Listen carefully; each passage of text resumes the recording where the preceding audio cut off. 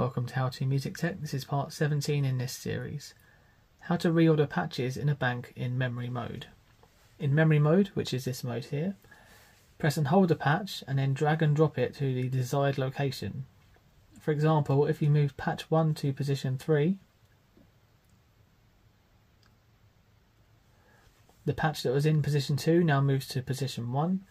The patch in position 3 would have moved to position 2 to make room for moving position 1 to position 3. Thank you so much for watching this tutorial. I really hope you found it helpful.